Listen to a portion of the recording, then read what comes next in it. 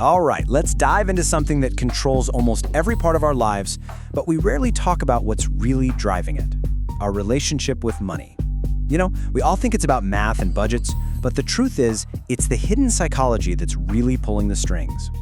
I mean, we've all been here, right? Your logical brain, it knows exactly what to do. It makes the plan, it creates the spreadsheet. But then, real life kicks in. Your emotional brain just grabs the steering wheel, and all of a sudden, that really important long-term goal just doesn't feel as urgent as that amazing vacation you could take right now. And that really gets to the heart of it, doesn't it? Why is it so hard to just do the thing we know we should do? It's not like we don't have enough information. The secret is that this isn't a game played on a calculator. It's played inside our own heads. And that brings us to the great money paradox. We keep treating money like it's a math problem when it's actually a psychology problem. It's not a hard science at all, it's a soft skill. And how you behave is way, way more important than how much you know. Just think about the biggest financial decisions you've ever made. You know, buying a house, investing your savings, maybe changing careers. Were those choices made based on pure, cold, hard numbers? Or were they colored by your fear of missing out, your need to feel secure, or even the kind of person you see yourself as? Yeah, for pretty much all of us, emotion is in the driver's seat. So, to really get a handle on our behavior, we've got to understand our brain's hidden rulebook. These rules are called cognitive biases. Basically, they're mental shortcuts our brain uses to make decisions fast. And while that can be super helpful sometimes, when it comes to money, oh boy, they can steer us right off a cliff. Let's start with the huge one, an idea from the Nobel Prize-winning psychologist Daniel Kahneman. It's called loss aversion. It's all based on this really powerful emotional math. The pain of losing $100 feels about twice as bad as the pleasure of finding $100 feels good. And this chart, wow, it just lays it all out, doesn't it? Look at that imbalance.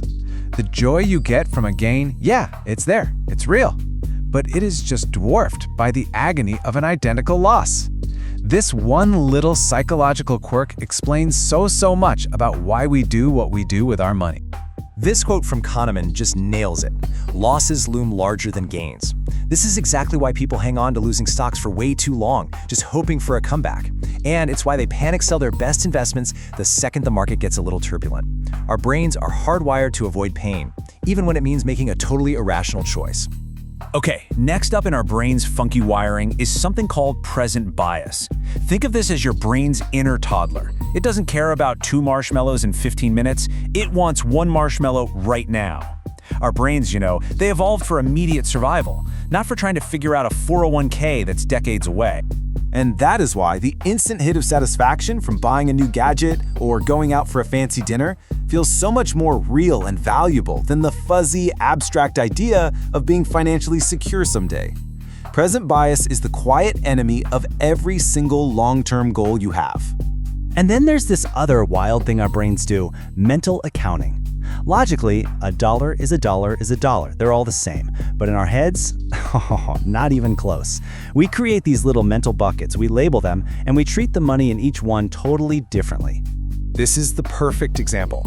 We take our salary, our hard-earned money, and we're careful with it.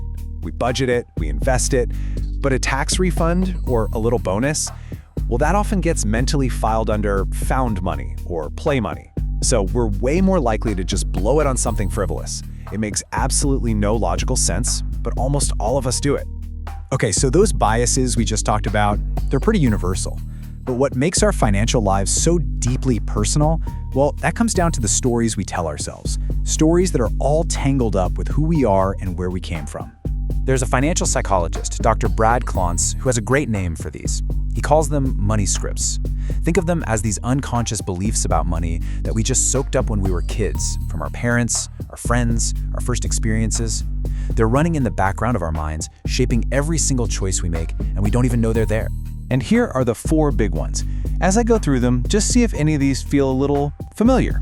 First, there's money avoidance, the belief that money is kind of bad, or at least a major source of stress. Then there's money worship, the idea that if you just had more money, all your problems would magically disappear.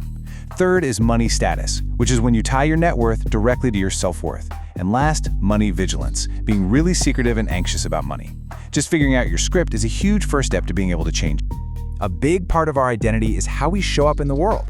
And this slide really highlights the massive difference between looking rich and actually being wealthy.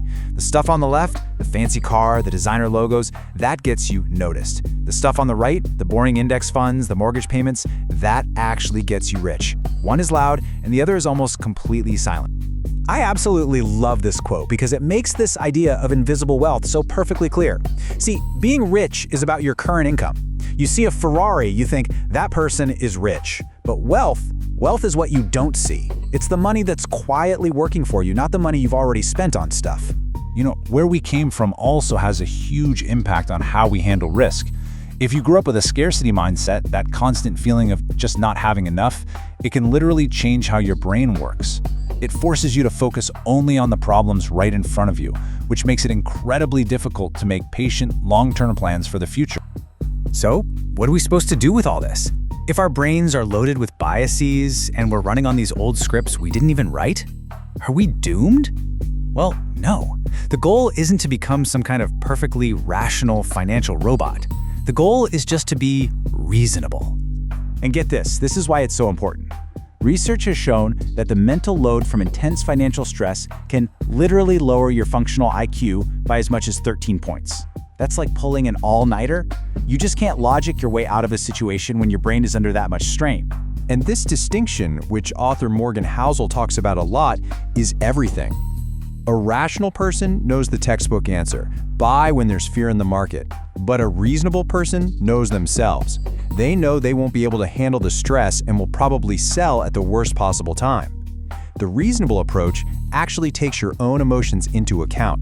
So what this all really means is that being successful with money has very little to do with finding the absolute mathematically perfect strategy. It's about finding a pretty good strategy that you can actually live with and stick to for the long run, through all the chaos and market swings.